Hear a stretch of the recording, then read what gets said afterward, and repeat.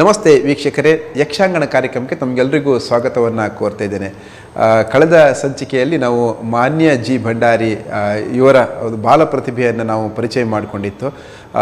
ಆವಾಗ ಒಂದು ಮಾಹಿತಿ ನಮಗೆ ಲಭ್ಯ ಆಗಿತ್ತು. ಏನಂತ ಹೇಳಿದ್ರೆ, ಅವರ ತಂದೆಯ ಕಾರಣದಿಂದಾಗಿ, ಅಂದರೆ ಅವರ ಕುಟುಂಬವೇ ಯಕ್ಷಗಾನದಲ್ಲಿ ತೊಡಗಿಸಿಕೊಂಡಿದ್ದಂತಹ ಒಂದು ಕುಟುಂಬ ಅಂತ ಹೇಳ್ಕೊಂಡು, ಈ ಹಿನ್ನೆಲೆಯಲ್ಲಿ ಮಾನ್ಯಜಿ ಭಂಡಾರಿಯವರ ತಂದೆ ಗೋವಿಂದ ಭಂಡಾರಿಯವರು ಇಂದು ನಮ್ಮ ಜೊತೆಗಿದ್ದಾರೆ. ಅಂದರೆ ಮುಖ್ಯವಾಗಿ ಜೋಗಪ್ಪ ಭಂಡಾರಿಯವರ ಹಿನ್ನೆಲೆ ಹೊಂದಿರುವಂತಹ, ಯಾಕಂತಂದರೆ ಮೇಗರವಳ್ಳಿ ಮೇಳ ಇದ್ದಿರ್ಬೋದು ಅಥವಾ ಬೇರೆ ಬಹುತೇಕ ಮೇಳಗಳಲ್ಲಿ ತಮ್ಮನ್ನು ತೊಡಗಿಸಿಕೊಂಡಂತಹ ವ್ಯಕ್ತಿಯವರು. ಅವರ ಮಗ ಗೋವಿಂದ ಭಂಡಾರಿಯವರು ನಮ್ಮ ಜೊತೆಗೆ ಈ ಯಕ್ಷಾಂಗಣ ಕಾರ್ಯಕ್ರಮದಲ್ಲಿ ಉಪಸ್ಥಿತರಿದ್ದಾರೆ. ಅವರನ್ನು ಈ ಯಕ್ಷಾಂಗಣ ಕಾರ್ಯಕ್ರಮಕ್ಕೆ ತಮ್ಮೆಲ್ಲರ ಪರವಾಗಿ ಸ್ವಾಗತಿಸಿದ್ದೇನೆ. ಸರ್, ತಮಗೆ ಯಕ್ಷಾಂಗಣ ಕಾರ್ಯಕ್ರಮಕ್ಕೆ ಸ್ವಾಗತ. ಬಹಳ ಖುಷಿಯಾಯಿತು, ಯಾಕಂತಂದರೆ ಗೋವಿಂದ ಭಂಡಾರಿಯವರ ಜೊತೆಗಿನ ಒಡನಾಟ ನಮಗೆ 2005 ಆ ಅವಧಿಯಲ್ಲಿ ಇದ್ದಿರುವಂಥದ್ದು. ಬಹುಶಃ ಉಡುಪಿ ಜಿಲ್ಲೆಯಲ್ಲಿ ಒಂದು ಭಂಡಾರಿಯವರ ಸಂಘಟನೆಯನ್ನು ಮಾಡುವಂಥ ಸಂದರ್ಭಕ್ಕೆ. ಸೊ ಅದೇನೇ ಇರಲಿ, ಬಹುಶಃ ನೀವು ಯಕ್ಷಗಾನದಲ್ಲಿಯೂ ಕೂಡ ತೊಡಗಿಸಿಕೊಂಡು ಸಾಕಷ್ಟು ಪಾತ್ರಗಳನ್ನು ನಿರ್ವಹಿಸಿದವರು ಅಂತ ಹೇಳ್ಕೊಂಡು ಕೇಳ್ಪಟ್ಟೆ. ಬಹಳ ಖುಷಿಯಾಯಿತು. ಹೇಳಿ ಸರ್, ಯಕ್ಷಗಾನ ನಿಮಗೆ ಆಸಕ್ತಿಯಾದಂಥ ಸಂದರ್ಭ, ಯಾಕೆ ನಿಮಗೆ ಯಕ್ಷಗಾನ ಇಷ್ಟ ಆಯಿತು ಅಂತ ಹೇಳ್ಕೊಂಡು? ನಾವು ಸಣ್ಣದಿರುವಾಗ ಮಂದರ್ತಿ ಕ್ಷೇತ್ರ ಮಹಾತ್ಮೆ ಮತ್ತು ಧರ್ಮಸ್ಥಳ ಕ್ಷೇತ್ರ ಮಹಾತ್ಮೆ ಯಕ್ಷಗಾನ ನಮ್ಮ ಊರು, ನನ್ನ ತಾಯಿ ಊರು ಅಂಡಾರು ಅಂತ ಅಜಕಾರ ಹೆಬ್ರಿ ಹತ್ರ. ಹಾಗೆ ನನ್ನ ತಂದೆ ಪರ್ಕಳದವ್ರ ಮೂಲ. ಇವರು ಮೇಗರವಳ್ಳಿಯಲ್ಲಿ ಇದ್ದರು ನಮ್ಮ ಅಪ್ಪ. ಹಾಗೆ ಅವರು ಕೂಡ ಮೇಗರವಳ್ಳಿ ಮೇಳದಲ್ಲಿ ಅವರ ಭಾವ ಯಜಮಾನರು ಆ ಮೇಳದ್ದು ಗುಂಡು ಭಂಡಾರಿ ಅಂತ ಅವರೇ ಸ್ಥಾಪನೆ ಮಾಡಿದ್ದು. ಇವರು ನನ್ನ ತಂದೆ ಭಾವ, ಹಾಗೆ ಭಾವ ನೆಂಟ ಒಟ್ಟಿಗೆ ಮೇಳವನ್ನು ನಡೆಸ್ತಾ ಇದ್ದರು. ಹಾಗೆ ಒಳ್ಳೆ ಅರ್ಥಧಾರಿಯಾಗಿ ಪಾತ್ರ ಮಾಡ್ಕೊಂಡು ಮೇಳದಲ್ಲೇ ಹೋಗ್ತಿದ್ರು. ಅವಾಗ ನಮ್ಮ ಅಜ್ಜಿ ಹೇಳಿದ್ರಂತೆ, ತಂದೆಯ ತಾಯಿ, ಬೇಡ ಮಾರ್ಯ ಮೇಳ ಬಿಟ್ಬಿಡು ಅಂತ. ಆವಾಗ ಅವ್ರೇನೋ ಭಾಷೆ ಹಾಕಿದ್ರಂತೆ, ಗೆಜ್ಜೆ ಕಟ್ಟಿ ಕುಣಿದೇ ಬೇಡ ಅಂತ. ಕಡೆ ಗೆಜ್ಜೆಯನ್ನು ಬಿಟ್ಟು ನಾರದನ ವೇಷ, ಶ್ರೀಕೃಷ್ಣನ ಪಾತ್ರವನ್ನು ಕಿರು ಹೆಜ್ಜೆ ಮಾತ್ರ ಮಾಡ್ತಿದ್ರಂತೆ ತಂದೆ.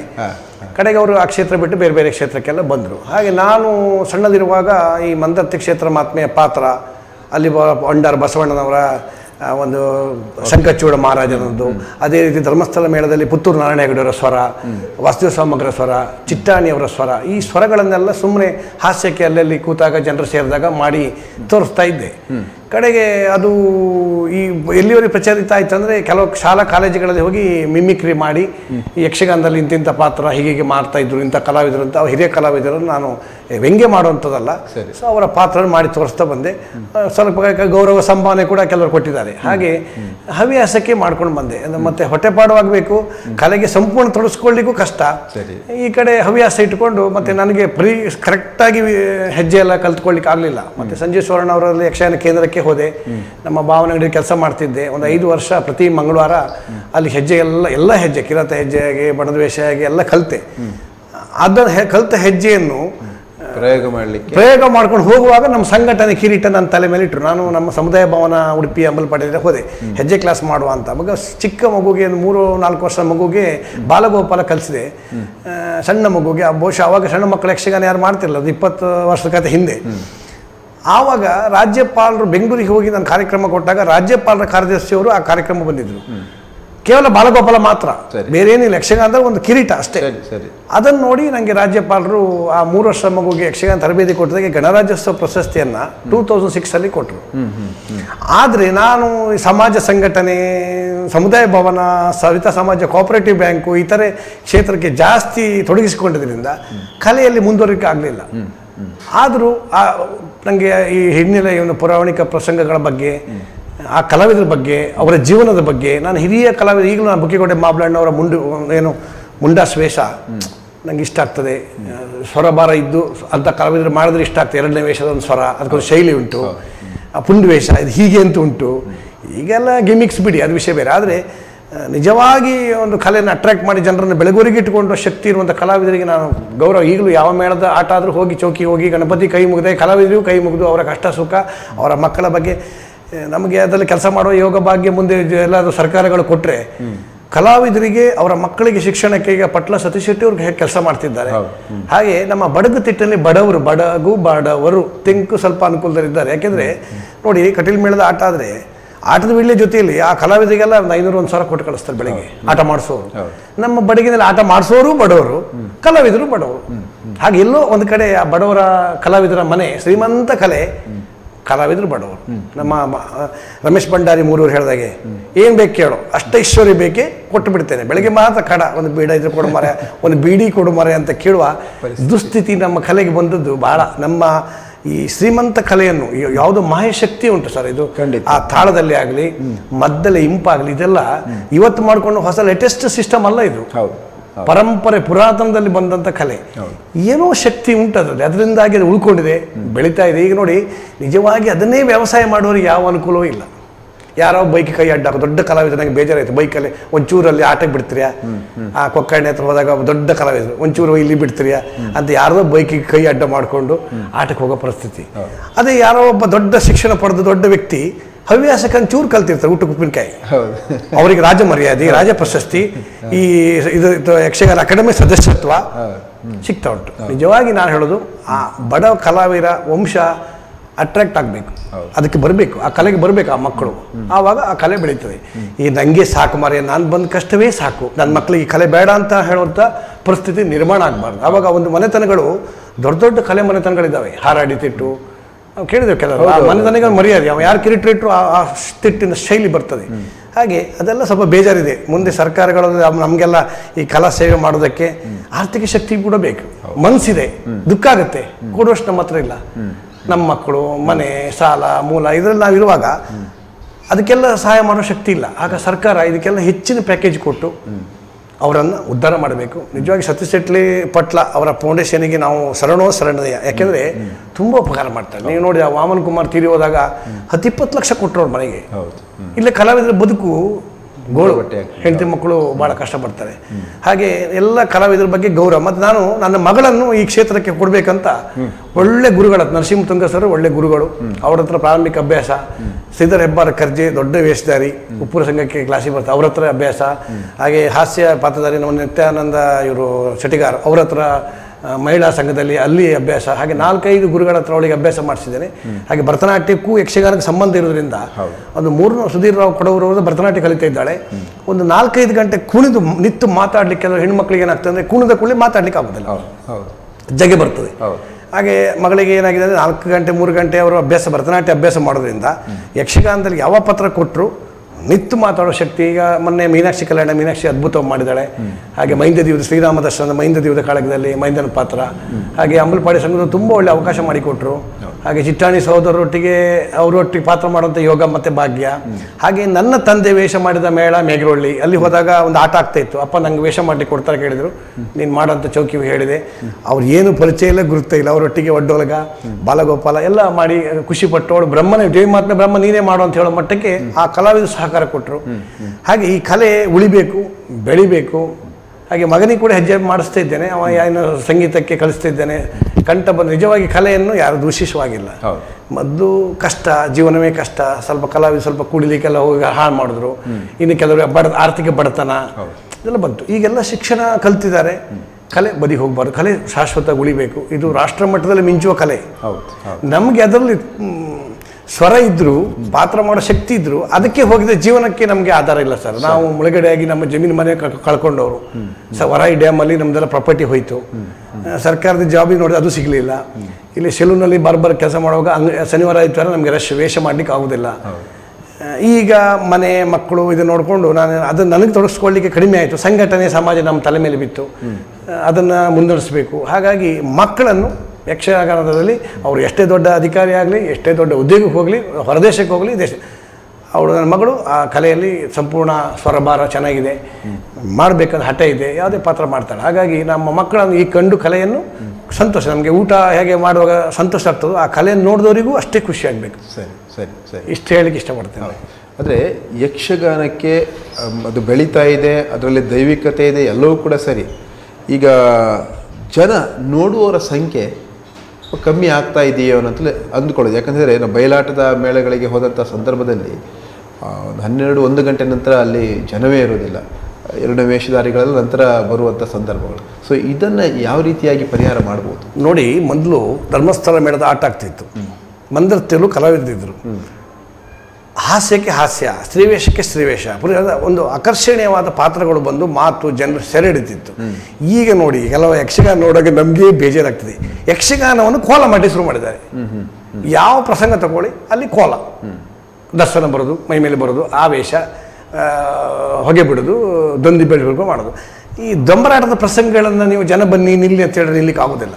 ನೋಡಿ, ಚಿಟ್ಟಾಣಿ ಸಹೋದರರ ಪ್ರಸಂಗ ಉಂಟು ಅಂತ ಕೃಷ್ಣ ಮಠದಲ್ಲಿ ಉಂಟು ಅಂತ ಒಂದು ಪತ್ರಿಕೆಯಲ್ಲಿ ಹಾಕಿ, ಯಾಕೆ ಸ್ವಾಮಿ 1,000 ಜನ ಸೇರ್ತಾರೆ? ಹಾಗೆ ನೀವು ಈಗ ಒಬ್ಬ ಚಿಟ್ಟಾಣಿ, ನರಸಿಂಹ ಚಿಟ್ಟಾಣಿಯನ್ನು, ಸುಬ್ರಹ್ಮಣ್ಯ ಚಿಟ್ಟಾಣಿ ಒಂದು ಪ್ರಸಂಗದಲ್ಲಿ ಒಬ್ಬನ ಪಾತ್ರಧಾರಿಯ. ಈಗ ನೋಡಿ, ಮೆಕ್ಕೆಕಟ್ಟು ಮೇಳದ ಆಟ ಆಗ್ತಾ ಉಂಟು, ಬಯಲಾಟ, ಯಾಕೆ ಜನ ತುಂಬ್ತಾ ಉಂಟು? ಆಗ್ತದೆ. ಆದರೆ ಆ ಕಲಾವಿದ ಸಾಕುವಷ್ಟು ಶಕ್ತಿ ಮೇಳಗಳಿಗೂ ಬೇಕು, ಒಳ್ಳೆಯ ಸಂಭಾವನೆ ಕೊಡಬೇಕು. ಈಗ ಚುಟುಕು 2 ಗಂಟೆ ಪ್ರಸಂಗ ಮಾಡಿ 8 ಗಂಟೆಗೆ ಶುರುವಾಗಿ 9-10 ಗಂಟೆ ಮುಗಿಸ್ತಾರೆ. ಒಟ್ಟು ಆಟ ಆಯಿತು. ಅದು ಕಮರ್ಷಿಯಲ್ ಮೈಂಡ್ ಅಲ್ಲ. ನಿಜವಾಗಿ ನೀವು ಹೇಳಿದಾಗೆ ಮೊಬೈಲ್ ಬಂತು, ಡಿಜಿಟಲ್ ಇಂಡಿಯಾ ಬಂತು. ಹಾಗಾಗಿ ಒಂದು 3 ಗಂಟೆ 4 ಗಂಟೆಗೆ ಪ್ರಸಂಗಕ್ಕೆ ಜನ ಆಸಕ್ತಿ. ಬೆಳಗೋರಿಗೂ ಉದ್ಯೋಗ, ಎಲ್ಲರೂ ಮೊದಲೆಲ್ಲ ಗದ್ದೆ ಕೆಲಸ ಹೋಗಿ 2 ದಿವಸ ಮಲಗ್ತಿದ್ರು, ಒಂದು ದಿವಸ. ಈಗ ಮಲಗಲಿಕ್ಕೆ ಯಾರು ಟೈಮ್ ಇಲ್ಲ, ಎಲ್ಲ ಡ್ಯೂಟಿಗೆ ಹೋಗೋರು. ಹಾಗಾಗಿ ಅದರಿಂದ ಕೊರತೆ ಅಂತ ಹೇಳ್ಬೋದು ಅಷ್ಟೇ. ಮತ್ತು ಕಲೆಗೆ ಜನ ಕಮ್ಮಿ ಇಲ್ಲ. ನಿಮಗೆ ನಿಮ್ಮ ಮಾತ್ರ 2 ಅಂಶಗಳಿಗೆ ನನ್ನ ಪ್ರಶ್ನೆ ಇದೆ. ಏನಂತ ಹೇಳಿದರೆ, ಒಂದು ತಾವು ಹೇಳಿದ್ರಿ ಜನ ಅಂದರೆ ಈ ಶಾರ್ಟ್ ಪ್ರಸಂಗಗಳನ್ನು ಕೊಡುವುದು ಅಂತ ಹೇಳ್ಕೊಂಡು ನೀವು ಹೇಳಿದ್ರಿ, ಅವಾಗ ಜನ ಬರ್ತಾರೆ ಅಂತ ಹೇಳ್ಕೊಂಡು. ಆದರೆ ನಮ್ಮಲ್ಲಿ ಬಾಲಗೋಪಾಲ ಮೊದಲು ಏನು ಕೋಡಂಗಿಗಳಿತ್ತು, ಕೋಡಂಗಿಯ ಪರಿಕಲ್ಪನೆಯೇ ಇಲ್ಲ. ಈಗ ಬಾಲಗೋಪಾಲ ಅದನ್ನು ಬಿಟ್ಟಿದ್ದಾರೆ, ಪೀಠಿಕ ಸ್ತ್ರೀವೇಷ ಬಿಟ್ಟಿದ್ದಾರೆ, ಒಡ್ಡೋಲಗ ಇಲ್ಲ. ನೇರ ಪ್ರಸಂಗವನ್ನೇ ಶುರು ಮಾಡೋದಾಗಿದ್ರೆ ಈ ಸಾಂಪ್ರದಾಯಿಕ ಅಂಶಗಳಿಗೆ ನನ್ನ ಪ್ರಶ್ನೆ ಒಂದು ವಿಷಯ. ಇನ್ನೊಂದು, ನೀವು ಹೇಳಿದ ಪ್ರಕಾರವಾಗಿ ಏನಂತ ಹೇಳಿದ್ರೆ ದೊಡ್ಡ ದೊಡ್ಡ ಕಲಾವಿದರನ್ನು ಕರೆಸಬೇಕು ಅಂತ ಹೇಳಿದಾಗ, ನೀವೇ ಹೇಳಿದ ಹಾಗೆ ನಿಮ್ಮ ಹಾಗೆ ಇರುವವರು ಅವರಿಗೆ ಅವಕಾಶಗಳು ಎಲ್ಲಿ? ಈಗ ಸಾಮಾನ್ಯ ಕಲಾವಿದ ಯಾರೋ ಹೀಗೆ ಅಡ್ಡ ಹಾಕೊಂಡು ಹೋದ ಅಂತ ಹೇಳಿದ್ರೆ ಅವರಿಗೆ ಅವಕಾಶಗಳಲ್ಲಿ, ಅವರಿಗೆ ನೀವು ಇಲ್ಲಿ ರಾಜ್ಯಾಂಗಣದಲ್ಲಿ ಅವಕಾಶ ಕೊಡ್ತೀರಾ, ಅಥವಾ ಅವರಿಗೆ ನೀವು ನೋಡಿ ಬೇರೆ ದೊಡ್ಡ ಮೇಳಗಳಲ್ಲಿ? ಇಲ್ಲಿ 2 ಕೊರತೆ ಉಂಟು. ಕಲಿಯುವ ವಿಧಾನ, ಕಲಿಕೆ ವಿಧಾನ. ನಾನು ಕಲ್ತಾಯ್ತು ಅಂತ ಅರ್ಧಂಬರ್ಧ ಕಲ್ತು ವೇಷ ಮಾಡೋದಲ್ಲ. ಅವ ಸಮರ್ಥವಾಗಿ ಆ ಪಾತ್ರದ, ಒಂದು ಶ್ರೀರಾಮನ ಪಾತ್ರ ನೋಡಿ, ನಾನು ಕಣ್ಣಾರೆ ನೋಡಿದ್ದೇನೆ. ಅರಗೋಡು ಮೊಂದಶಣೆಯವರ ಒಂದು ರಾಮ ಅಂದರೆ ಮೆಚ್ಚುವಂಥ ರಾಮ. ಯಾವ ಪಾತ್ರ ಕೊಟ್ಟರು. ನಾನು 2 ಪ್ರಸಂಗ, ನಾನು ಮೊದಲು ಸಂದಿರೋ ನೋಡುವಾಗ ಬೆಳಗವರೆಗೂ 2 ಪ್ರಸಂಗದಲ್ಲೂ ಮುಖ್ಯ ಪಾತ್ರ ಮಾಡ್ತಿದ್ರು ಅವರು. ನಾನು ಹೇಳೋದು, ಶಣೆಯವರಿಗೆ ಸಾಕಾಗೋದಿಲ್ವ, ನಾನು ಕೈಕಾಲು ಗಟ್ಟಿ ಇರೋವರೆಗೂ ಆ ಪಾತ್ರದ ಗೌರವ ಉಳಿಸ್ಬೇಕು ಅಂತ ಹಠ ಹಿಡಿದು ಮಾಡಿ. ಹಾಗೆ ಕಲಾವಿದರಿಗೆ ಹಠ ಮತ್ತು ಚಟ ಬೇಕು. ಈಗ ಬಣ್ಣ ಹಾಕಿ ಬೆಳಗಾಗುವಾಗ ನಿಂತಿದ್ದ ಕಣ್ಣಲ್ಲಿ ಬೈಕಲ್ಲಿ ಓಡಿ ಹೋಗಿ ಎಲ್ಲೆಲ್ಲ ಪಲ್ಟಿ ಹೊಡಿತಿದ್ದಾರೆ, ಗೊತ್ತಾಯ್ತಾ? ಅದಲ್ಲ, ಅವರು ಕೇಂದ್ರಗಳಿದ್ದಾವೆ, ಯಕ್ಷಗಾನ ಕೇಂದ್ರ. ಸಮರ್ಥವಾಗಿ ಅಧ್ಯಯನ ಮಾಡಬೇಕು, ಹಿರಿಯ ಕಾಲದ ತಿಳ್ಕೊಳ್ಬೇಕು. ನೋಡಿ, ರಮೇಶ್ ಆಚಾರ್ಯ, MK ರಮೇಶ್ ಆಚಾರ್ಯ ಸ್ತ್ರೀವೇಷದಲ್ಲಿ ಚಿನ್ನ ಪುತ್ಥಳಿ ಅವರು. ಅಂಥವ್ರ ಹತ್ರ ಹೋಗಿ ಕಲಿಬೇಕು. ಮಳೆಗಾಲದಲ್ಲಿ 1-2 ತಿಂಗಳು ಅವ್ರ ಹತ್ರ ಇದ್ದು ಆ ಎಲ್ಲ ಪ್ರಸಂಗದ ಪಾತ್ರಗಳು ಹೇಗೆ ಮಾಡಬೇಕು, ಅದರ ನಡವಾಳಿಗಳನ್ನ ತಿಳ್ಕೊಳ್ಬೇಕು ಸರ್. ಆವಾಗ ಕರೀತಾರೆ. ನೀವು ಒಟ್ಟು ಕಟ್ರೆ ಕಾಲು ಹಾಕಿ ತೈ ದಿಗ್ಣ ಹೊಡೆದು ಹೋಗಿಬಿಟ್ರೆ ಇವತ್ತು ಇಷ್ಟ. ನಾನು ಯುವ ಕಲಾವಿದರ ಬಗ್ಗೆ ಹೇಳ್ತಾ ಇಲ್ಲ, ಇದರಲ್ಲಿ ಡೆಡಿಕೇಶನ್ ಆಗಿ ತೊಡಗಿಸಿಕೊಂಡಂಥ ಕಲಾವಿದರು, ಹಳೆಯ ಕಲಾವಿದರು ಎಷ್ಟೋ ಮಂದಿ ಕೂಡ ಇನ್ನೂ ಪುರಸ್ಕಾರ ಸಿಗದೆ ತೆರೆಮರೆಯಲ್ಲಿರುವಂಥ ಎಷ್ಟೋ ಮಂದಿ, ಈಗ ನಾವು ಇಲ್ಲೇ ಎಷ್ಟೋ ಮಂದಿಯನ್ನು ಮಾತಾಡಿಸಿದ್ದೇವೆ, ಈಗ ಇನ್ನೂ ಕೂಡ ಬರುವವರಿದ್ದಾರೆ. ಅವರಿಗೆಲ್ಲ ಮಾನ್ಯತೆ ಇಲ್ಲದಿರುವಂಥ ಸಂದರ್ಭಗಳು ಕೂಡ ಇದ್ದಿರ್ತವೆ ಅಂತ. ಮತ್ತೊಂದು ನಾನು ಹೇಳ್ತೇನೆ, ಈಗ ನೋಡಿ, ಈಗ ಕೆಲವು ಮೇಳಗಳಿದ್ದಾವೆ. ಈಗ ನಮ್ಮ ಊರಲ್ಲಿ ಬಂದು ಮಾಡುವಾಗ ಅಲ್ಲಿಯ ಮಕ್ಕಳಿಗೆ ಆವತ್ತು ಬಾಲಗೋಪಾಲ ಮತ್ತು ಪಿಟಿಕೆ ಸ್ತ್ರೀವೇಷ ಹೇಗೆ ಮುಂಚಿಸೋ ಬರ್ತಾರೆ ಇವರು, ಕೆಲವು ಕಲೆಕ್ಷನ್ ಮಾಡ್ತಾರೆ. ಮಾಡುವಾಗ ಅಲ್ಲಿಯ ಮಕ್ಕಳ ಹತ್ರ ಬಾಲಗೋಪಾಲ ಮತ್ತು ಸಾಧಾರಣವಾಗಿ ಉಡುಪಿ ಜಿಲ್ಲೆಯಲ್ಲಿ ನಾನು ಕಂಡಾಗೆ, ಈಗ ಕುಂದಾಪುರದಲ್ಲಿ ಯಕ್ಷ ಶಿಕ್ಷಣ ಹೋಗ್ತಾ ಇದೆ, ಆ ಮಕ್ಕಳಿಗೆ ಅಲ್ಲಿ ಪಾತ್ರ ಕೊಡಬೇಕು ನನಗನ್ನಿಸ್ತದೆ. ಈಗ ನೋಡಿ, ಇಲ್ಲಿ ಬಂತು ಇವತ್ತು ಅಮೃತೇಶ್ವರಿ ಮೇಳದ ಆಟ. ಇವತ್ತಿನ ಬಾಲಗೋಪಾಲಕ್ಕೆ ಇಲ್ಲಿಯ ಸಂಘದ ಮಕ್ಕಳಿದ್ರ ಕೇಳ್ಕೊಳ್ಬೇಕು. ಆ ಮಕ್ಕಳೊಂದು 2 ಜನಕ್ಕೆ ಬಾಲಗೋಪಾಲ ಮಾಡಿದೆ, ಅವರಿಗೆ ನಾವು ಅಮೃತೇಶ್ವರಿ ಮೇಳದಲ್ಲಿ ಮಾಡಿದ್ದೇವೆ ಅಂತ ಖುಷಿ, ಮಂದಿರ್ತಿ ಮೇಳದಲ್ಲಿ ಮಾಡಿದ್ದೇವೆ ಅಂತ ಖುಷಿ, ಕಮಲಶ್ರೀ ಮೇಳದಲ್ಲಿ ಮಾಡಿದ್ದೇವೆ ಅಂತ ಖುಷಿ. ಅಲ್ಲಿ ಪೀಠಿಕೆ ಸ್ತ್ರೀವೇಷ ಮತ್ತು ಆ ಮಕ್ಕಳಿಗೆ ಅಕ್ಷರ ಶಿಕ್ಷಣದ ಕಲ್ತಂಥ ಮಕ್ಕಳ ಹತ್ರ ಮಾಡಿಸ್ಬೇಕು. ಚೂರು ಹೆಚ್ಚು ಕಮ್ಮಿ ನಮ್ಮ ಊರಲ್ಲಿ ಆಗುವ ಆಟ ಅಲ್ವಾ, ಸಂಪ್ರದಾಯ ಬೇಕು, ಹೆಚ್ಚು ಕಮ್ಮಿ ಆಗ್ಬೋದು, ಪದ ಹೆಚ್ಚು ಕಮ್ಮಿ ಆಗ್ಬೋದು, ಅಡ್ಡಿಲ್ಲ, ನಾವು ಸ್ವೀಕರಿಸ್ತೇವೆ. ಆಮೇಲೆ ಅವತ್ತಿನ ಆಟಕ್ಕೆ ಆ ಮಕ್ಕಳು ಎಲ್ಲ, ನಾನು ಇವತ್ತು ಪಾತ್ರ ಮಾಡ್ತೇನೆ ಅಂತ 100 ಜನಕ್ಕೆ ಹೇಳ್ತಾರೆ, ಒಂದು 200 ಜನ ಆಗ್ತದೆ ಆಟಕ್ಕೆ. ನೀವು ಊರಿನವರಿಗೆ ಅವಕಾಶ ಕೊಡದೆ ಪ್ರೇಕ್ಷಕನ ಹುಟ್ಟಾಗೋದು ಯಾಕೆ ಸರ್? ಈಗ ಯಕ್ಷ ಶಿಕ್ಷಣದಲ್ಲಿ ಪ್ರೇಕ್ಷಕನ ಹುಟ್ಟಾಗ್ತಿದ್ದಾರೆ. ಚಂಡ ಮೊದಲು ಕೇಳಿದ್ರೆ ಆ ಮಕ್ಕಳು ಬರ್ತಾರೆ, ಇಲ್ಲ ಮೊಬೈಲ್ ಆಯಿತು, TV ಆಯಿತು. ಹಾಗೆ ನಾವು ಅಲ್ಲಲ್ಲಿ ಆಟ ಆಗುವಾಗ ಅಲ್ಲಿಯ ಸ್ಥಳೀಯ ಮಕ್ಕಳಿಗೆ ಅವಕಾಶ ಕೊಡಬೇಕು, ಹವ್ಯಾಸಿ ಕಲಾವಿದರನ್ನು ಸೇರಿಸ್ಕೊಳ್ಬೇಕು. ಆವಾಗ ಏನಾಗುತ್ತೆ, ಅಲ್ಲಿ ಆಟ 4 ಕುರ್ಚಿ, ನಾನು ಕೂಡ ಸಾಲಿಗ್ರಾಮಲ್ಲಿ ಹೋಗ್ತೇನೆ ಮಾರಾದ್ರೆ ಆಟ ಆಗ್ತಾ ಉಂಟು, 11 ಗಂಟೆಗೆ 20 ಜನ ಇಲ್ಲ, ಅಂದರೆ ಸ್ವಾರಸ್ಯ ಇಲ್ಲ ಅಂತ ಆಯಿತು. ನಾವು ಈಗ ನೋಡಿ, ನಾವೊಂದು ಭಾಷಣ ಮಾಡ್ತೇನೆ, ಒಳ್ಳೆ ಭಾಷಣ ಮಾಡ್ತೇನೆ, ನನ್ನ ಭಾಷಣಕ್ಕೆ ಒಂದು 100 ಜನ ಸೇರ್ತಾರೆ, ಗೋವಿಂದಣ್ಣಂದು ಸ್ಪೀಚ್ ಉಂಟು ಮಾರಾಯ ಅಂತ. ಹಾಗೆ ನಾವು ಕಲಾವಿದರು ನಮ್ಮ ಜನರು ಹಿಡ್ಕೊಳ್ಬೇಕು. ನಾವು ಯಾರು ಬರ್ತಿಲ್ಲ ಅಂತ ಹೇಳಿದ್ರೆ ನಾನು ಆಗುತ್ತಾ ಮಾರೆ. ಲಾಸ್ಟಿಗೆ ನೋಡಿ, ಕೆಲವು ಸಂಘ ಸಂಸ್ಥೆ ಆಟ ಮಾಡ್ತಾರೆ, ಅವ್ನು ಹೆಂಡತಿ ಮಕ್ಕಳೇ ಬಂದು ನೋಡೋದಿಲ್ಲ ಅಲ್ವಾ. ಈಗ ನೋಡಿ, ನನ್ನ ಮಗಳಿಗೆ ಕಲೆಗೆ ಪ್ರೇರಣೆ ಆಗಬೇಕಂದ್ರೆ ನನ್ನ ಹೆಂಡತಿಗೂ ಆಸೆ ಬೇಕು. ನಾವು ಯಕ್ಷಗಾನ ಕರ್ಕೊಂಡು ಹೋಗ್ಬೇಕು, ಯಕ್ಷಗಾನ ತೋರಿಸ್ಬೇಕು, ಚೌಕಿ ಹಾಗೆ ಹೇಳಬೇಕು, ಕಲಾವಿದರ ಬಗ್ಗೆ ಕತೆ ಕಷ್ಟ ಸುಖ ಮಾತಾಡಬೇಕು. ಆವಾಗ ಆ ಮಕ್ಕಳಿಗೆ ಆಸಕ್ತಿ ಬರ್ತದೆ. ನೀವು ಏನೂ ಕೊಡದೆ ನೀ ಬಾ ಮಗ ಅಂದರೆ ನನಗೆ ಹೋಗ್ಲಿಕ್ಕೆ ಪುರ್ಸೊತ್ತಿಲ್ಲ, ನಿಮ್ಮ ಮಗ ಹಾಕಿ ಹೋಗ್ಬೋದು ಕಲೆಗೆ ಅಲ್ವಾ? ಇದು ಪೂರಕವಾಗಿ ನಾವು ವ್ಯವಸ್ಥೆಗಳು ಸೆಟ್ ಮಾಡ್ತಾ ಹೋಗಬೇಕು. ಇದು ಬೇರೆ ಅವಕಾಶ ಇಲ್ಲ ಅಂತ ಹೇಳೋದು ಮಾಡಬಾರ್ದು. ಆಯಾಯ ಈಗ ನೋಡಿ ಕುಂದಾಪುರ ತಾಲೂಕಿಗೆ ಹೋಗುತ್ತೆ ಯಕ್ಷ ಶಿಕ್ಷಣ ಮಾಡೋದು ದೊಡ್ಡ ಕೆಲಸ. ಅದು ಆ ಮಡಿಕರ ಸರ್ ಮಾಡುವಂಥ ಕೆಲಸಕ್ಕೆ ದೊಡ್ಡ ವಿಷಯ, ಅದು ಅಷ್ಟು ಸುಲಭ ಇಲ್ಲ. ಅವರ ಒಂದು ಟೀಮ್, ಕಲಾರಂಗ ಟೀಮು ದೊಡ್ಡ ಕೆಲಸ ಮಾಡ್ಕೊಂಡು ಬಡ ಕಲಾವಿದರಿಗೆ ಮನೆ ಕಟ್ಟಿಕೊಡುವಂಥದ್ದು, ಅವರಿಗೆ ಶಿಕ್ಷಣಕ್ಕೆ ಸಹಕಾರ ಮಾಡುವಂಥದ್ದು. ಹಾಗೆ ಮಂಗಳೂರಿನಲ್ಲಿ ಕೂಡ ಇದು ಆಗ್ತಾ ಉಂಟು. ಆಮೇಲೆ ನೋಡಿ, ಈಗ ನೀವು ಹೇಳ್ತೀರಿ ಕಲಾವಿದರು ಮೇಳಗಳು ಪ್ರತಿ ವರ್ಷ ಜಾಸ್ತಿ ಆಗ್ತಾ ಉಂಟು. ಎಲ್ಲ ಮೇಳದಲ್ಲಿ ಚಂಡೆಯವರು ಇದ್ದಾರೆ, ಎಲ್ಲ ಮೇಳದಲ್ಲಿ ಮೊದಲೇರು ಇದ್ದಾರೆ, ಎಲ್ಲ ಮೇಳದಲ್ಲಿ ಹಾಸ್ಯವೇಷ ಇದ್ದಾರೆ, ಸ್ತ್ರೀವೇಷ ಮಾಡೋರು ಇದ್ದಾರೆ. ಯಂಗ್ ಜನ್ರೇಷನ್ ಅಟ್ರಾಕ್ಟ್ ಆಗಿ ಬರ್ತಾ ಇದೆ. ಹುಡುಗರಿಗೆ ಮಂದವಾದ ಕೂಡ ಸುಜನ್ ಹಾಲಾಡಿ ಅಂತವರು ಚಂಡೆಯಲ್ಲಿ, ಹಾಗೆ ಈಗ ಹೊಸ ಹೊಸ ಮಕ್ಕಳು ಕೂಡ ಚಂಡೆಗೆ ಬರ್ತಿದ್ದಾರೆ. ಆವಾಗ ಅವರದ್ದು ನೋಡಲಿಕ್ಕೆ ಒಂದು 50-100 ಜನ ಬರ್ತಾರೆ. ಹಾಗೆ ನಾನೊಬ್ಬರು ರಿಟೈರ್ಡು ರಾಮಣ್ಣ ಅಂತ ನಿಮ್ಗೆ ಗೊತ್ತಿಲ್ಲ, ಐರೋಡಿ ಗೊತ್ತಿರ್ಬೋದು ನಿಮಗೆ. ಅವರು ಸಬ್ ಇನ್ಸ್ಪೆಕ್ಟ್ರಾಗಿ ರಿಟೈರ್ಡ್ ಆದರು. ನಮ್ಮ ಅಂಗಡಿಗೆ ಬರ್ತಿದ್ರು. 2 ಟಿಕೆಟ್ ತೊಗೊಂಡೆ ಯಕ್ಷಗಾನ, ಹೋಗ್ತೀರಾ ನೀವು ಅಂತ. ನಾನು ಸರ್ ನೀವು ಆಟಕ್ಕೆ ಹೋಗಿ ಟಿಕೆಟ್ ಯಾಕೆ ತೊಗೊಂಡ್ರಿ ಅಂತ. ಅವ್ರು ಹೇಳಿದ್ರು ಕಲೆ ಉಳಿಬೇಕು, ಕಲಾವಿದ ಬದುಕಬೇಕು, ಅವ್ರು ಯಾರ ಮಾಡ್ತಾರೆ, 1,000 ರೂಪಾಯಿ ನಮ್ಮ ಲೆಕ್ಕದಲ್ಲಿ. ಹೀಗೆ ನಮ್ಮ ಹೃದಯ ಶ್ರೀಮಂತಿಕೆ ಕೂಡ ಬೇಕು ಈ ಗ್ರಾಮೀಣ ಭಾಗದ ಜನರಿಗೆ. ಇದನ್ನು ಅಳಿಸಿ ಹೋಗಬಾರ್ದು. ಆಗ ಏನು ಮಾಡ್ಬೇಕು ಹೇಳಿ? ಅಲ್ಲಿ ಎಲೆಕ್ಷನ್ ಇವತ್ತು ಆಟ ಮಾಡ್ತೇವೆ ಅಂದರೆ 10-20 ಸಾವಿರ ಖರ್ಚುಂಟು. ಇವಾಗ 100 ರೂಪಾಯಿ ಕೊಡೋದಾ? 50 ರೂಪಾಯಿ ಕೊಟ್ಟರೆ ಹೇಗೆ ಆಟ ಮಾಡೋದು? ಮನಸ್ಸು ಕೊಡಬೇಕು ಸ್ವಲ್ಪ. ಈ ಕಲೆ ಉಳಿಬೇಕು, ಇದು ಬೇಕು, ಪರಂಪರೆ ಕಲೆ ಅಂತ ಅವ ಮನಸ್ಸು ಮಾಡಿ ಯಾವುದಕ್ಕೂ ಜೂಜಾಟಗಳಿಗೆ ಹಣ ಖರ್ಚು ಮಾಡ್ತಾರೆ. ಕಲಾವಿದರಿಗೆ 1,000-2,000 ಕೊಡಬೇಕು. ಮತ್ತು ಇನ್ನೊಂದು ಉಂಟು ಸರ್, ಚಿಕ್ಕ ಮೇಳ ಮಾಡ್ತಾರೆ, ಅದನ್ನು ಕೆಲವು ಬೇಸರದ ಕತೆ ಉಂಟು. ಒಟ್ಟಾರೆ ಬಣ್ಣ ತೆತ್ಕೊಂಡು ಒಟ್ಟಾರೆ ಮಾಡಿ ಎಲ್ಲ ಮಾಡ್ತಾರೆ. ಅದೆಲ್ಲ ಮಾಡಬಾರ್ದು. ಸಂಪ್ರದಾಯಕ್ಕೆ ಬೆಲೆ ಇದೆ, ಕಲೆಗೆ ಬೆಲೆ ಇದೆ, ಅದು ಮರೀಲಿ ಉಳಿಸ್ಬೇಕು. ಅದಕ್ಕೆ ಸರಿಕೆ ಮಾಡಿ. ಮತ್ತು ನೋಡಿ, ಅದರಲ್ಲೂ ಕೂಡ ಒಂದು ಕಾಯಂ ನಾವು ಇಂಥ ಮನೆಗೆ ಬರ್ತೇವೆ ಅಂದರೆ ಈಗ ನಮ್ಮ ಮನೆಗೆ 3 ಚಿಕ್ಕ ಮೇಳ ಬರ್ತದೆ. 2 ಮೇಳದಲ್ಲಿ ನಾವೇ ಗೌರವ ಕೊಟ್ಟು ಕಳಿಸ್ತೇನೆ. ಮತ್ತೊಂದು ಅಂಗಿ ಬೇಜಾರಾಗ್ತಾರೆ ನೋಡುವಾಗ.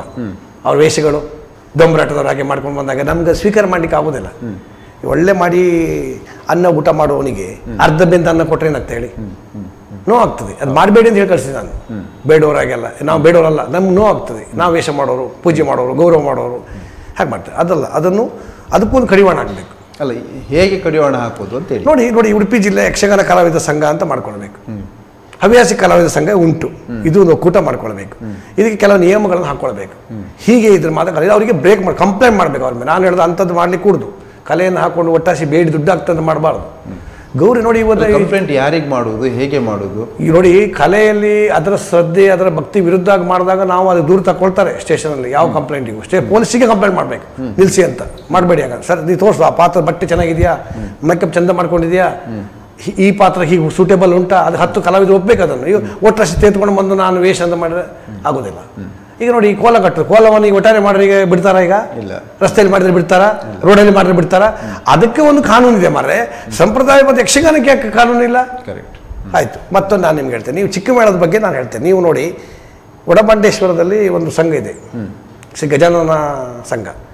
ಚಿಕ್ಕ ಮೇಳ ಮಾಡ್ತಾರೆ. ಎಷ್ಟು ಗೌರವ! ಅವರು ಬರ್ತಾರಂದ್ರೆ ಅವತ್ತು ಅಂಗಳಕ್ಕೆಲ್ಲ ಸಗಣಿ ಹೊಡೆದು ಬಕೆಟಲ್ಲಿ ನೀರಿಟ್ಟು ಬಂದ ಕೂಡಲೇ ಅವರಿಗೆ ಪಾನಕ ಕೊಟ್ಟು ಅವರ ಹತ್ರ ಚಿಕ್ಕ ಮೇಳ ಮಾಡಿಸಿ, ಮುಸ್ಲಿಮರ ಮನೇಲಿ ಕೂಡ ಯಕ್ಷಗಾನ ಮಾಡಿ ಅವರಿಗೆ ದೊಡ್ಡ ಸಂಭಾವನೆ ಕೊಡ್ತಾರೆ. 5,000 ಕೊಡ್ತಾರೆ, 10,000 ಕೊಡ್ತಾರೆ. ನಾವು ಹಾಗೆ ಬೆಳಿಬೇಕೆ ಸರ್? ಅದೇ ಕಲಾವಿದನಾಗುವಾಗ ಬೇಡ್ಕೊಂಡು ಹೋಗುವವರಿಗೆ ಬಂದ್ರಲ್ಲ ಅದು ಬಾಗಿಲು ಹಾಕೋ ಮಟ್ಟಕ್ಕೆ ನಾವು ಆಗಬಾರ್ದು. ಇದು ದುಃಖ ಆಗುತ್ತೆ. ಸಾಕು ಸರ್, ನನಗೆ ನಿಮ್ಮ ಸಂದರ್ಶನ ಯಾವತ್ತೂ ನೋಡ್ತೇನೆ ನಾನು. ಬಹುಶಃ ಎಲ್ಲರೂ ನಿಮಗೆ ಪೂರಕವಾಗಿ, ಕಲಾವಿದರಿಗೆ ಪೂರಕವಾಗಿ, ಯಕ್ಷಗಾನಕ್ಕೆ ಪೂರಕವಾಗಿ ಮಾತಾಡ್ತಾರೆ. ಅದರಲ್ಲಿ ಕೆಲ ದೋಷಗಳನ್ನು ಯಾರೂ ಮಾತಾಡೋದಿಲ್ಲ. ನನಗೆ ಬೈಲಿಕ್ಕಿದ್ದಾರೆ ನೋಡಿದವರು, ಇವೆಂತ ಅಷ್ಟು ದೊಡ್ಡ ಜನ ಎಂತ ಅಂತ. ಆದರೆ ನನಗೆ 50 ವರ್ಷ ಆಯಿತು. ನಾನು ಸಾಧಾರಣ ಒಂದು 35 ವರ್ಷದಿಂದ ಯಕ್ಷಗಾನ ಎಲ್ಲೂ ಆಟ ಆದರೆ ನಾನು ಬಯಲಾಟ ಬಿಡೋದಿಲ್ಲ. ಮಂದರ್ತಿ, ಕಮಲಶಿಲೆ, ನಾನು ಹೋಗಿ ಚೌಕಿ, ಕೈಮುಗು, ಸಾಲಿಗ್ರಾಮ ಎಲ್ಲ ಮೇಳ ಆಟ ನೋಡ್ತೇನೆ. ಹಾಗಾಗಿ ಕಲಾವಿದರ ಒಡನಾಟ ಕೂಡ ಇದೆ, ಕೆಲವು ನೋವಿದೆ. ಅವಕಾಶ ಮಾಡಿಕೊಟ್ಟಿದ್ದಕ್ಕೆ ನಿಮಗೆ ದೊಡ್ಡ ಧನ್ಯವಾದ. ಮತ್ತೇನು ಹೇಳೋದಿಲ್ಲ. ಆದರೆ ಕೆಲವೊಮ್ಮೆ ಸಮಸ್ಯೆಗಳು ಕೂಡ ಇದೆ ಸರ್. ಏನಂತಂದರೆ ಅವರಿಗೆ ಸಿಗುವಂಥ ಸಂಭಾವನೆಗಳಿದ್ದಿರ್ಬೋದು, ಅವರ ಜೀವನ ನಿರ್ವಹಣೆಗಳಿದ್ದಿರ್ಬೋದು, ಇದೆಲ್ಲವುಗಳು ಕೂಡ ಸಮಸ್ಯೆ ಇದೆ. ಸೊ ಅದನ್ನು ಪರಿಹಾರ ಮಾಡಿಕೊಳ್ಳುವಲ್ಲಿ ಮೇಳದ ಯಜಮಾನರುಗಳು ಕೂಡ ಶ್ರಮ. ನೋಡಿ, ನಾನು ನೀವು ಅದಕ್ಕೂ ಹೇಳ್ತೇನೆ, ದೇವಸ್ಥಾನಗಳಿಗೆ ಬೇಕಾದಷ್ಟು ಹಣ ಬರ್ತದೆ. ಧಾರ್ಮಿಕ ದತ್ತಿಗೆ ಇಲಾಖೆ ಅಂಡರ್ಲಿದೆ. ಆ ಕಲಾವಿದರಿಗೆ ಮೇಳ ತಿರುಗಾಟ 6 ತಿಂಗಳಿಗೆ ಇವರು ಊಟ ಅಕ್ಕಿ ಸಾಮಾನು ಕೊಡ್ತಾರೆ. ಮಳೆಗಾಲಕ್ಕೆ ಏನಿಲ್ಲ, ಊಟಕ್ಕೆ ಅಕ್ಕಿ ಸಾಮಾನು ಕೊಡಿಯಲ್ಲ. ನೋಡಿ, ಅದಕ್ಕೂ ಅನ್ನ ಕೊಡೋದಕ್ಕೆ ಸರ್ಕಾರದ ನಿಯಮದಲ್ಲಿ ಕೊಡ್ಲಿಕ್ಕಿಲ್ಲ ಅಂತ ಭೇದ ಉಂಟಾ? ಸುಪ್ರೀಂ ಕೋರ್ಟ್ ಆರ್ಡರ್ ಉಂಟಾ? ಹೈಕೋರ್ಟ್ ಆರ್ಡರ್ ಉಂಟಾ? ಇಲ್ಲ. ಯಾರಿಗೆ ಅನ್ನ ಕೊಡಬೇಡಿ ಅಂತ ಯಾವ ಆರ್ಡರ್ ಕೊಡಲಿಲ್ಲ. ನಾನು ಹೇಳೋದು, ಮೇಳದ ಯಜಮಾನರು ನಾನು ಕಂಡಾಗ ಕೆಲವರು ಪಾಪ ಅವನಿಗೆ ಈಗ ನೋಡಿ ನಮ್ಮ ಹತ್ರ ಕೆಲಸಕ್ಕೆ ಇರ್ತಾರೆ 10 ಜನ ಕಲಾವಿದರು. ಅವ ನಮ್ಮಲ್ಲಿ ಬಂದು ಅವ ಹೋಗೋ ತನಕ ಅವನ ಮನೆ, ಅವನ ಹೆಂಡತಿ, ಬಸರಿ, ಬಾಣಂತಿ, ಹುಷಾರಿಲ್ಲ, ಮಗು ತೊಟ್ಲಿಗೆ ಹಾಕೋದು, ಅಪ್ಪ ತಿಂದರು, ಅಮ್ಮ ಪ್ರತಿಯೊಬ್ಬ ಈ ಯಜಮಾನ ಕೊಡ್ತಾನೆ ಸ್ವಲ್ಪ. ಹಾಗೆ ಊಟ ಕೊಡೋದು ಜವಾಬ್ದಾರಿ ಇದೆ. ಕೈಯಿಂದ ಕೊಡೋದು ಬೇಡಪ್ಪ ಸ್ವಾಮಿ, ಭಕ್ತಾದಿಗಳ ಕಾಣಿಕೆ ಬೀಳ್ತಾ ಉಂಟು. ಇದೆಲ್ಲ ಗಮನದ ಇಟ್ಕೊಳ್ಬೇಕು. ಇದಕ್ಕೊಂದು ಬಯಲ ರಚನೆ ಮಾಡಬೇಕು, ಗ್ರಾಮದವರು ಚಿಂತನೆ ಮಾಡಬೇಕು, ಆ ದೇವಸ್ಥಾನ ಕಮಿಟಿಯವರು ಕೂಡ ಚಿಂತನೆ ಮಾಡಬೇಕು. ಅವರ ಕಲಾವಿದರನ್ನು ಉಳಿಸ್ಕೊಳ್ಳೋದು ಹೇಗೆ, ಅವರನ್ನು ಸಂಪೂರ್ಣವಾಗಿ ಅವರ ಕುಟುಂಬವನ್ನು ಊಟಕ್ಕಿಲ್ಲ ಅಂತ ಪರಿಸ್ಥಿತಿ, ಬೇಡ ಪರಿಸ್ಥಿತಿ ತಂದಿಡಬಾರ್ದು. ಇದು ಆ ಗ್ರಾಮಕ್ಕೂ ನೋಡಿ ಅವ್ರ ಹೆಸರು ಹಾಕೊಂಡು ಬರ್ತಾರೆ, ಇಂಥ ಊರು ಹೇಳೋದಿಲ್ಲ ಹೆಸರು, ನಾನು ತಪ್ಪಾಗುತ್ತೆ ನಾನು ಹೇಳಿದ್ವಿ, ಆ ಹೆಸರು ಹಾಕೊಂಡು ಬರ್ತಾರೆ. ಆವಾಗ ಆ ಊರಿನ ಒಬ್ಬ ಕಲಾವಿದ ಆ ರೀತಿ ಬೇಡ್ಕೊಂಡು ಬರೋ ಸರಿಯಾ, ಇಂದು ಡ್ರಿಂಕ್ಸ್ ಮಾಡ್ಕೊಂಡು ಬರ್ತಾರೆ, ಭಾಳ ಬೇಜಾರಾಗುತ್ತೆ. ಸೊ ಅದಲ್ಲ, ನಾನು ಹೇಳ್ತೇನೆ ಕಲಾವಿದ ಶಿಸ್ತು ಮತ್ತು ಗೌರವಿತವಾಗಿದ್ದರೆ ಖಂಡಿತ ಗೌರವ ಇದೆ, ಆರ್ಥಿಕ ಶಕ್ತಿಯು ಸಪೋರ್ಟ್ ಮಾಡ್ತಾರೆ. ಈಗಿನ ಮಟ್ಟದಲ್ಲಿ ಬೆಂಗಳೂರಿಗೆ ಹೋಗಲಿ, ಬಾಂಬೆಗೆ ಹೋಗಲಿ ತುಂಬ ಬೆಲೆ ಕೊಡ್ತಾರೆ. ಈಗ ನಾವೇನು ಅಂಥ ವೇಷಧಾರಿಗಳಾಗಿ ಅದನ್ನೇ ಮಾಡಿದವರೆಲ್ಲ ಗೆಜ್ಜೆ ಕಟ್ಬೋದು. ಆದರೂ ಸಣ್ಣ ಪುಟ್ಟ ಹಾಸ್ಯ ಮಿಮಿಕ್ರಿ ಕಾರ್ಯಕ್ರಮ ಮಾಡಿಯೇ ನಮ್ಮನ್ನು ಇವತ್ತು ಜಿಲ್ಲೆಯಲ್ಲಿ ಗುರುತಿಸ್ತಾರೆ, ಗೌರವಿಸ್ತಾರೆ. ಹಾಗೆ ಅವರೆಲ್ಲ ಪರಿಪೂರ್ಣ ಕಲಾವಿದರು, ಎಷ್ಟು ಬೆಲೆ ಕೊಡ್ತಾರೆ. ಹಾಗೆ ನಾವು ಈಗ ದೊಡ್ಡ ದೊಡ್ಡ ಕಲಾವಿದ ಶರಣು, ನಾನೀಗ ಗೋಪಾಲಾಚಾರ್ಯ ಇರ್ಬೋದು, ಮತ್ತು ವಾಸುದೇವ ಸಾಮಗ್ರಿ ಇದ್ದರು, ದೊಡ್ಡ ದೊಡ್ಡ ಕಲಾವಿದರು, ಕೈ ಮುಗಿಯುವಂಥ ಕಲಾವಿದರು ಅವರೆಲ್ಲ. ನೋಡಿ, ಲಕ್ಷ ಜನ ಜೀವನ ಮಾಡ್ತಾರೆ, ಎಲ್ಲರಿಗೂ ಕಲಾವಿದ ಆಗ್ಲಿಕ್ಕೆ ಆಗೋದಿಲ್ಲ. ಖಂಡಿತ ಒಬ್ಬ ಮಾತ್ರ ಟೀಚರ್ಸ್ ಎಲ್ಲ B.Ed ಮಾಡ್ಕೊಂಡು ಬರ್ತಾರೆ, ಮಾಸ್ಟರ್ ಆಗ್ತಾರೆ. ಆದರೆ ಜನರ ಮನಸ್ಸಲ್ಲಿ ಮಾಸ್ಟರ್ ಆಗಿ ಉಳಿಬೇಕು. ಈಗ ನೋಡಿ, ಇಲ್ಲಿ ಹವ್ಯಾಸಿ ಭಾಗದಲ್ಲಿ ನಿಜವಾಗಿ ತೋನ್ಸೆ ಫ್ಯಾಮಿಲಿ, ನಮ್ಮ ಜಯಂತ್ ಮಾಸ್ಟ್ರು ಅವರ ತಂದೆ ಎಷ್ಟು 1000 ಜನರನ್ನು ತಯಾರು ಮಾಡಿದರು. ನಿಜವಾಗಿ ಅವರು ಎಷ್ಟು ಸಂಘಕ್ಕೆ ರಾತ್ರಿ ಹೋಗಿ ಆ ಶಾಲೆಯಲ್ಲೇ ಮಲ್ಕೊಂಡು ಅಲ್ಲಿ ತಿದ್ದುಪಡಿ ಮಾಡಿ, ಅವ ಬೋಟಿ ಕೆಲಸಕ್ಕೆ ಹೋಗಲಿ, ಅವ ಗ್ಯಾರೇಜ್ ಕೆಲಸಕ್ಕೆ ಹೋಗಲಿ, ಎಲ್ಲರಿಗೂ ಒಳ್ಳೆ ಅರ್ಜುನ, ದ್ರೋಣ ಎಂತೆಂಥ ಪಾತ್ರ ಮಾಡಿಸಿದ್ದಾರೆ. ಎಷ್ಟು ದೇವಿ ಮಹಾತ್ಮೆ, ಈಗ ಈ ಕಡೆ ಬಲ್ಜದಿಂದ ಹಿಡಿದು ಕುತ್ಪಾಡಿಯಿಂದ ಹಿಡಿದು ಬ್ರಹ್ಮಾವರ ತನಕ, ಮಟ್ಪಾಡಿ ತನಕ ಎಷ್ಟೋ ಕಲಾವಿದರ, ಮಟ್ಪಾಡಿ ಪ್ರಭಾಕರಾಚಾರ್ಯ ಸಮೇತ ಅವ್ರ ಶಿಷ್ಯರು ಜಯಂತ್ ಮಾಸ್ಟರು. ಹವ್ಯಾಸಿಗಳು ಮೇಳದಷ್ಟೇ ಮಾಡೋಷ್ಟು ತಾಕತ್ತಿದ್ದವರು ಇದ್ದಾರೆ. ಇವತ್ತು ನಮ್ಮ ಉಪ್ಪರ ಸಂತೆ ನೋಡಿ ಕ್ರಮಧಾರಿಗಳಿದ್ದಾರೆ, ಒಳ್ಳೆ ವೇಷಧಾರಿ, ಮೇಳದಲ್ಲೂ ಇಲ್ಲ ಅಂತ 2ನೇ ವೇಷ. ಹಾಗೆ ನಾವು ಸೊಗಡನ್ನು ಶುಚಿಯಾಗಿ ಕೊಟ್ಟಲ್ಲಿ ಹೋಟ್ಲು 1000 ಆಗ್ತದೆ ಸರ್, ನೀವೆಲ್ಲ ಹೋಟ್ಲಿಗೆ ವ್ಯಾಪಾರಕ್ಕೆ ಆಗಬೇಕು ಅಂತ ಹೇಳಬೇಡಿ. ಆ ಹೋಟ್ಲಲ್ಲಿ ಮಾಡೋ ರಸಮ್ ಹೇಗಿದೆ, ಊಟ ಹೇಗಿದೆ, ಪಲ್ಯ ಹೇಗಿದೆ. ಈಗೆಲ್ಲ ಕೆಲ ಹೋಟ್ಲಿಗೆಲ್ಲ ಈಗ ಮೊಬೈಲ್ ಇದೆ, ಅದೇನೋ ಗ್ರೂಪಿಗೆಲ್ಲ ಹೋಗ್ಬಿಟ್ಟು ಲೈನ್ ಮಾರ 200 ಜನ ಕಾಯ್ತಾರಲ್ಲ ಹೋಟ್ಲಲ್ಲಿ, ಹುಡ್ಕೊಂಡು ಹೆಸರು ಹೇಳೋದಿಲ್ಲ, 200 ಜನ ಕಾಯ್ತಾರೆ ಹೋಟ್ಲ್ ಹೊರಗಡೆ. ಆಗ ನೀವು ವ್ಯಾಪಾರ ಇಲ್ಲ ಅಂತ ಹೇಳಬೇಡಿ, ಅಯ್ಯೋ ಹೋಟ್ಲು ಮಾಡ್ರು ನಾವು ಚೆನ್ನಾಗಿದ್ದಾಗ ಜನ ಬರ್ತಾರೆ ಅಂತ ತಾವು ಹೇಳಿದ್ದೀರಿ ಸರ್. ಇನ್ನೊಂದು ಏನಂತ ಹೇಳಿದ್ರೆ, ನಮಗೆ ಸಮಯದ ಮಿತಿ ಇರೋದ್ರಿಂದಾಗಿ ನೀವು ಒಂದಷ್ಟು ಇಮಿಟೇಟ್ಗಳನ್ನು ಮಾಡ್ತೀರಿ ಕಲಾವಿದರದ್ದು, ನಮ್ಮ ವೀಕ್ಷಕರಿಗೂ ಕೂಡ ಸ್ವಲ್ಪ ಮಾಹಿತಿ. ನಾನು ತುಂಬ ಪ್ರೀತಿಪೂರ್ವಕವಾಗಿ ಗೌರವಿಸುವ ಕಲಾವಿದರು ಪುತ್ತೂರು ನಾರಾಯಣ ಹೆಗಡೆ. ಅವರ ಅಣ್ಣಪ್ಪ ಪಾತ್ರ, ಈಗಿನ ಅಣ್ಣಪ್ಪ ನಮ್ಗೆ ಸಮಾಧಾನ ಇಲ್ಲ, ಅವರ ಪಾತ್ರ ತುಂಬ ಸರಿ ನೋಡಿದ್ದೆ, ಅದನ್ನೊಂದು ಸ್ವರ ಮಾಡ್ತೇನೆ. ಕೈಲಾಸದಲ್ಲಿರುವಂಥ ಅಷ್ಟಗಣಗಳಲ್ಲಿ ಒಬ್ಬರಾಗಿ ಗಣಮಣಿಸಿ ನಿರೀಕ್ಷಿಕೊಂಡೆ. ಮಾರ್ಗದಲ್ಲಿ ಬರುವಾಗ ಕೆಲವರು ಅಣ್ಣ ಅಂತ ಕರೆದರು, ಕೆಲವರು ಅಪ್ಪ ಅಂತ ಕರೆದರು. ಅಣ್ಣಪ್ಪ ಎಂಬ ಹೆಸರಿಟ್ಟುಕೊಂಡು ಬಂದಂತ ನಾನು ಇಲ್ಲಿ ಬರುವಾಗ ನೆಲ್ಯಾಡಿ ಬೀಡು ಅಂತ ಕೇಳಿದೆ. ಅಮ್ಮ, ತಾಯಿ ಯಾರಮ್ಮ? ನಿಮ್ಮ ನೋಡುವಾಗ ಸಾಧ್ವೇ ಶಿರೋಮಣಿ ಎಂಬುದರಲ್ಲಿ ಸಂದೇಹವೇ ಇಲ್ಲಮ್ಮ. ಹಸಿವಾಗದೆ ತಾಯಿ, ಉಣ್ಣುವುದಕ್ಕೇನಾದ್ರೂ ಕೊಡ್ತೀಯಮ್ಮ, ಕುಡಿದಕ್ಕೇನಾದ್ರೂ ಕೊಡ್ತೀಯ ತಾಯಿ. ಈ ಕ್ಷೇತ್ರದಲ್ಲಿ ಧರ್ಮದಾನ ಮಾಡಬೇಕು, ಅನ್ನದಾನ ಮಾಡು, ವಸ್ತ್ರದಾನ ಮಾಡು, ವಿದ್ಯಾದಾನ ಮಾಡು. ಇದು ಧರ್ಮಸ್ಥಳ ಎಂಬಂತ ಹೆಸರನ್ನು ಪಡೆಯಿರಿ. ಈ ಕ್ಷೇತ್ರಕ್ಕೆ ಬಂದವರಿಗೆ ಆರೋಗ್ಯ ಐಶ್ವರ್ಯ ನೀಡುತ್ತೇನೆ ಎಂಬಂತ ಮಾತನ್ನು ಕೊಡ್ತೇನೆ ತಾಯಿ, ಅಮ್ಮ. ಹಾಗೆ ನಮ್ಮ ವಂಡಾರ್ ಬಸವ ಅವರು, ನಾನು ನೋಡುವಾಗ ಅವರಿಗೆ ಹಲ್ಲಿಲ್ಲ, ಮಂದತ್ತಿ ಕ್ಷೇತ್ರ ಮಾದ್ಮೆ. ಮಂದನದಿ ದೇವನದಿ ನೀರನದಿ ಮಂದನಿ ಬಂದ 5 ಹೆಣ್ಣು ಮಕ್ಕಳನ್ನು ಹೇಳಿದ್ದಾನೆ. ಆ ಸಂಕಲ್ಪ ಆರಾಧಿಸಿದ್ರಿಂದ ಉದರೋಗದಂತ ಅರಸನಾನು ಸಂಕಜೋಡ ಮಹಾರಾಜ ಎಂಬುದಾಗಿ ನನ್ನ ಹೆಸರು. 5 ಹೆಣ್ಣು ಮಕ್ಕಳಿಗೆ ಯೋಗ್ಯವಾದ ವಿದ್ಯಾ ಬುದ್ಧಿಯನ್ನು ನೀಡಿದ್ದೇನೆ. ನನ್ನ ಒಡೆಯದಂಥ ಮಹಾಲಿಂಗೇಶ್ವರನ ಮಗನಾದ ಸುಬ್ರಹ್ಮಣ್ಯನಿಗೆ ನನ್ನ ಹೆಣ್ಣು ಮಕ್ಕಳನ್ನು ಕೊಟ್ಟು ಮದುವೆ ಮಾಡಬೇಕು ಎಂಬುದಾಗಿ ಆಸೆಯನ್ನು ಇಟ್ಟಿದ್ದೇನೆ. ಮಕ್ಕಳೇ ಇಲ್ಲಿ ಬನ್ನಿ. ಇನ್ನೊಬ್ಬರು ನೋಡಿ, ಪಾತ್ರಕ್ಕೆ ಹೀಗೆ ಮಾಡಬೇಕು ಹಾಗೆ ಮಾಡಬೇಕಂತಿಲ್ಲ, ಜನ ಅಪೇಕ್ಷೆ ಪಟ್ಟಾಗೆ ತುಂಬ ಪ್ರೀತಿಸುವ ಯಾವ ಪಾತ್ರನೂ ಮಾಡೋ ಶಕ್ತಿ ಇರೋರು ವಾಸುದೇವ ಸಾಮಗ್ರು. ಅವ್ರು ಹೇಳಿದೆ, ನಾನೇ ಊರಿನವರ ಹಣೆ ಬರ ಹೇಳವ, ನನ್ನ ಹಣೆ ಬರ ಹೇಳ್ದ. ಏನಯ್ಯ, ಒಂದು ಕಾಲದಲ್ಲಿ ಏನಾಗಿ ಹೋಯ್ತಯ್ಯ, ನವಗ್ರಹಗಳಲ್ಲಿ ಶ್ರೇಷ್ಠನಾದಂಥ ಒಬ್ಬ ಶನಿ ಎಂಬುದಾಗಿ ಹೇಳಿದ್ರಲ್ಲ. ನವಗ್ರಹದಲ್ಲಿ ಶನಿ ಶ್ರೇಷ್ಠ, ಶನಿಯನ್ನು ಪೂಜಿಸುವುದಿಲ್ಲ ಎಂದು ಭಾವಿಸಿಕೊಂಡು ಲೋಕದ ಉತ್ತಮ ರೀತಿಯಲ್ಲಿ ನಡೆಸಿಕೊಂಡಂಥ ವಿಕ್ರಮಾದಿತ್ಯ ಮಹಾರಾಜ ಸರ್ವಶ್ರೇಷ್ಠನೆನಿಸಿಕೊಂಡವ ಅಲ್ಲವೇ. 6 ತಿಂಗಳು ವನವಾಸವನ್ನು ಮಾಡಿದವ, 6 ತಿಂಗಳು ರಾಜ್ಯವನ್ನು ಆಡಿದವ. 1000 ವರ್ಷ ರಾಜ್ಯವನ್ನು ಆಡುವಂಥ ಯೋಗವನ್ನು ಸರ್ವಶಕ್ತಿಯನ್ನು ಪಡೆದ ನಾನು ಶ್ರೇಷ್ಠ ಮತ್ತು ಜ್ಯೇಷ್ಠ. ಏನಾಗಿ ಹೋಯ್ತಯ್ಯ ಬದುಕಿನಲ್ಲಿ? ಎಲ್ಲವನ್ನು ಬಂದವ, ಅಂಗ ವಂಗ ಕಳಿಂಗ ಕಾಂಬೋಜಾದಿಗಳು ತಿರುಗಿ ಎಲ್ಲ ರಾಜ್ಯದಲ್ಲಿ ದಿಗ್ವಿಜಯ ಸಾಧಿಸಿದವ ನಾನು. ಅದೊಂದು ದಿವಸ ನಾರದರು ಹೇಳಿದ್ರಲ್ಲ, ನವಗ್ರಹಗಳಲ್ಲಿ ಶ್ರೇಷ್ಠರಾದ ಶನಿಯನ್ನು ಪೂಜಿಸಬೇಕು, ಆರಾಧಿಸಬೇಕು ಅಂತೇಳಿ. ಶನಿಯನ್ನು ಪೂಜಿಸುವುದಿಲ್ಲ, ಅವ ನನಗೆ ನಿಕೃಷ್ಟ ಎಂಬುದಾಗಿ ಭಾವಿಸಿ ಅವನ ತ್ಯಜಿಸೀಕರಿಸಿದ್ರಿಂದ ಆದ ಪರಿಸ್ಥಿತಿ ಏನಯ್ಯ? ಎಲ್ಲವನ್ನು ಕಳೆದುಕೊಂಡು ಎಂಥ ಪರಿಸ್ಥಿತಿ ಆಗಿ ಹೋಯಿತು ನನ್ನ ಬಾಳಿನಲ್ಲಿ. ಇದು ವಾಸ್ತುಸ್ವಾಮಗರ ಶೈಲಿ. ಹಾಗೆ ಚಿಟ್ಟಾಣಿಯವರ ಭಸ್ಮಾಸುರ, ಅಪ್ಪ ಅಪ್ಪ ನನಗೆಂತ ಹೆಸರು, ನನ್ನ ಅಣ್ಣನಿಗೆಂತ ಹೆಸರು. ಅವ ಗಣಪತಿ, ಇವ ಸುಬ್ರಹ್ಮಣ್ಯ, ನಾನು ಭಸ್ಮಾಸುರ. ನನಗೆಂತ ಉದ್ಯೋಗ, ಅವನಿಗೆಂತ ಉದ್ಯೋಗ, ಇವನಿಗೆಂತ ಉದ್ಯೋಗ. ಅಪ್ಪ ಅಪ್ಪ ಬೆಪ್ಪ. ಇದು ಆ ಶೈಲಿ. ನಮ್ಮ ಚಿಟ್ಟಾಣಿ ರಾಮಚಂದ್ರ ಹೆಗಡೆಯವರು ಪೂಜ್ಯರು. ಅವರಿಗೆಲ್ಲ ನಾವು ವ್ಯಂಗ್ಯ ಮಾಡುವಂಥದ್ದಲ್ಲ, ಪರಿಪೂರ್ಣ ಕಾಲವಿದು. 1000 ಜನ ಅವರನ್ನು ಮೆಚ್ಚಿ ಅಭಿನಂದಿಸಿದ್ದಾರೆ, ರಾಷ್ಟ್ರಮಟ್ಟ ಪ್ರಶಸ್ತಿ ಪಡೆದಿದ್ದಾರೆ. ಹಾಗೆ ಇನ್ನು ನಮ್ಮ ರಮೇಶ್ ಭಂಡಾರು ಅವರು ಕೂಡ ಹಾಸ್ಯ ಚಕ್ರವರ್ತಿ. ಮಾತು ನಿತ್ರೆ 3-4 ಗಂಟೆ ಮಾತಾಡೋ ಶಕ್ತಿ. ಏನು ಹೇಳೋದು ಅಂತ. ಹಾಗೆನ್ನ ಬಂದದ್ದಲ್ಲ, ಬರಬೇಕಂತ ಬಂದಲ್ಲ ನೋಡಿ. ಗಿಜಿ ಗಿಜಿ ಗೋಪಿ ಅಂತ ನಂಗೆ ಕರೆದದ್ದು. ಈ ಊರಿಗೆ ಹೋಗು ದಾರಿ, ಉದಯಪುರಕ್ಕೆ ಹೋಗುದು ಎಲ್ಲಿ ಅಂತ ಕೇಳುವಾಗ ಇವ್ರು ಹೇಳಿದ್ದುಂಟು. ಏನು ಇದನ್ನು ಹ್ಯಾನ್ ಅಂತ ಹೇಳ್ತಾ ಇದ್ದಾಳೆ. ಹಾಗಂತೋಳಿ ಬಾಯಿ ಬರ್ತದೋ ಬರೋದು ನಮಗೆ ಗೊತ್ತುಂಟ. ನಾ ಏನು ಮಾಡಲಿಲ್ಲ ಇವರೇ. ಇದು ದಾರಿ ಹೇಗೆ ಅಂತ ಕೇಳುವ ನೇ ಅಂತ ಹೇಳಿದ್ಲು. ಹಾಗಂತ ಅವಳು ಮಾತು ನಂಬ್ಕೊಂಡು ಅವಳ ಹತ್ರ ಮಾತಾಡ್ಸಿದ್ದು ನೋಡಿ ಪೆಟ್ಟು ಬೀಳಲಿಕ್ಕೆ ಶುರು ಮಾಡ್ರೆ. ಇಡೀ ಊರು ಜನ ಎಲ್ಲ ಬಂದು ಹೊಡೆದದ್ದು. ನಾನು ಏನು ತಪ್ಪು ಮಾಡಿದ್ದಲ್ಲ ಇವರೇ. ಹಾಗಂತ ಇಲ್ಲಿಗೆ ಬರಬೇಕಂತ ಬಂದದ್ದು ಅಲ್ಲ, ಕರ್ದದ್ದಕ್ಕೆ ಬಂದದ್ದು. ಶಿರ್ಸಿ ಹವ್ಯಕ ಭಾಷೆ. ಹಾಗೆ ಇಂಥದ್ದು ನಾನು ಈಗ ಕಾರ್ಯಕ್ರಮ ಕೊಡೋದನ್ನು ಈಗ ನಿಲ್ಲಿಸಿದ್ದೇನೆ. ಇದನ್ನು ಮುಂದುವರಿಸಿ ಸರ್. പക്ഷേ ಯಾಕಂತ ಹೇಳಿದ್ರೆ ಈ ಒತ್ತಡಗಳು, ಸಮಾಜ, ಸಂಘಟನೆ ಇದೆಲ್ಲ ಇದ್ದಿರುವಂಥದ್ದೇ. ನೀವು ಹೇಳಿದ ಹಾಗೆ ಈ ಕಲೆ ಎನ್ನುವಂಥದ್ದು, ನೀವೆಲ್ಲ ನಿಮ್ಮ ಮಗಳು ಹೇಳಿದ ಹಾಗೆ ತುಂಬ ರಿಲ್ಯಾಕ್ಸ್ ಆಗಲಿಕ್ಕೆ ಇದು ಬಹಳ ಅನುಕೂಲ ಆಗುತ್ತೆ. ಬಹುಶಃ ಮುಂದಿನ ದಿನಗಳಾದರೂ ಕೂಡ ಇದರಲ್ಲಿ ಹೆಚ್ಚು ತೊಡಗಿಸಿಕೊಳ್ಳಿ. ನಿಮ್ಮಿಂದ ಇನ್ನಷ್ಟು ಮಾಹಿತಿಗಳು ನಮ್ಮ ಜನರಿಗೆ ಸಿಗುವಂತಾಗಲಿ, ಮನೋರಂಜನೆಯೂ ಕೂಡ ಸಿಗುವಂತಾಗಲಿ ಅಂತಲೇ ಆಶಯವನ್ನು ವ್ಯಕ್ತಪಡಿಸ್ತಾ, ನಮ್ಮ ಜೊತೆಗೆ ಯಕ್ಷಗಾನದ ಕುರಿತಾಗಿ ಒಂದಷ್ಟು ಚರ್ಚೆಗಳನ್ನು ಮಾಡಿದ್ದಕ್ಕೋಸ್ಕರವಾಗಿ ತಮಗೆ ಧನ್ಯವಾದಗಳನ್ನು ಅರ್ಪಿಸ್ತೀನಿ. ಸರಿ ವೀಕ್ಷಕರೇ, ಮುಂದಿನ ಸಂಚಿಕೆಯಲ್ಲಿ ಮತ್ತೊಬ್ಬ ಕಲಾವಿದರ ಸಂದರ್ಶನದೊಂದಿಗೆ ಮತ್ತೆ ಭೇಟಿಯಾಗ್ತೀನಿ. ಅಲ್ಲಿವರೆಗೆ ನಿಮ್ಮ PV ಆನಂದ್ ಸಾಲಿಗ್ರಾಮ ಮಾಡುವ ವಂದನೆಗಳು.